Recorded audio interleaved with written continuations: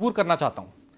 एक बार सोचना और मुझे बताना, हम ऐसा ट्रेनिंग का सर हमें मौका मिलता है, हम कुछ कंपनीज में जाते हैं जहाँ पे जैसे आज हमारे सौभाग्य प्राप्त हुआ आपके साथ ट्रेनिंग करने का, ऐसी कई बार सौभाग्य प्राप्त होता है कुछ टॉप लीडर्स के साथ ट्रेनिंग करने का, उनका पैकेज 1 CR एंड अबव का भी होता है। मतलब आप सोचो 15 पार्टिसिपेंट बैठे हैं, 15 के 15 1 CR एंड अबव के पैकेज पे हैं। एक बार इमेजिन करो उनकी क्या ट्रेनिंग होती होगी, होती है और हम ही करते हैं।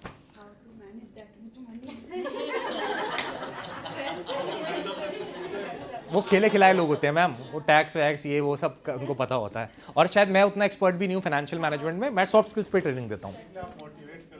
वो मुझसे ज़्यादा मोटिवेटेड है साहब।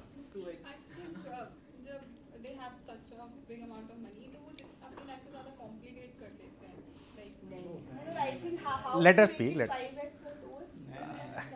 देखो मैं नहीं, एनुअल पैकेज नहीं तो सर मंथली के भी होते हैं लोग, मंथली के लोग हमें, मैं आपको बताता हूँ RWA जैसे हमारे ना, मैं BNI, रोटरी, किवानी, अपने अग्रवाल सेवा सदन, इन सब का भी मैं मेंबर हूँ, तो वहाँ पे जो सेशन होते हैं वहाँ पे वो भी मिल जाते हैं जो महीने के करोड़ रुपए कमा रहे हैं।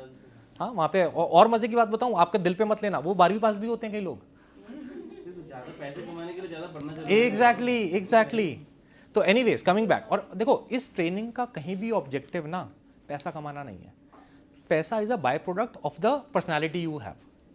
तो मेरा ऑब्जेक्टिव ये नहीं है कि सैलरी सैलरी सैलरी, मतलब ये एक पैरामीटर है to decide and define how much work you can do. और यू कैन डू का मतलब देखो ना, एक पावर होती है, इसको बोलते हैं पावर ऑफ लेवरेजिंग। लेवरेजिंग का मतलब क्या होता है, अभी मैं अकेला खड़ा हूं, क्या मैं इस उंगली से इसको हिला सकता हूं? नहीं। पर इस मेरे और इसके बीच में एक जेसीबी आ जाए और मैंने जेसीबी का एक बटन दबाया जिससे पूरा वो हिल जाए, तो क्या जेसीबी के बटन से वो हिल सकता है? उसको बोलते हैं पावर ऑफ लेवरेजिंग, कि मैं एक जेसीबी यूज कर पा रहा हूं उस पूरे स्ट्रक्चर को मूव करने के लिए। इसको इंग्लिश में वर्ड दिया गया पावर ऑफ लेवरेजिंग। मगर वो करने के लिए क्या, अब जेसीबी माने ह्यूमंस, तो क्या मैं 15 जेसीबी को हैंडल कर सकता हूं ह्यूमनली, तो जो मेरे लिए बड़ा इंपैक्ट क्रिएट कर पाए?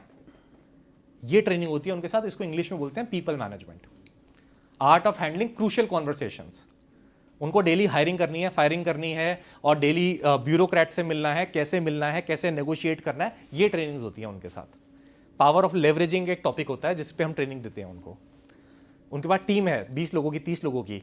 आई हैव, मतलब येट टू मीट, मतलब बहुत रेयर ऐसा होता है, I am yet to meet people who are getting this kind of package and who are not handling a team.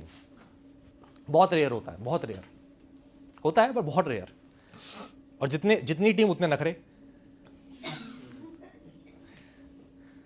साहब भला अंबानी का नाम आया, मैं आपसे सवाल पूछना चाहता हूं, क्या अंबानी की पूरी कंपनी और पूरी टीम में उससे पढ़ा लिखा कोई होगा नहीं क्या? ऑनेस्टली बताऊं, जो मुझे लगता है शायद 30-40% उससे ज्यादा ही होंगे। तो फिर वो कैसे हैंडल कर पा रहा है उनको?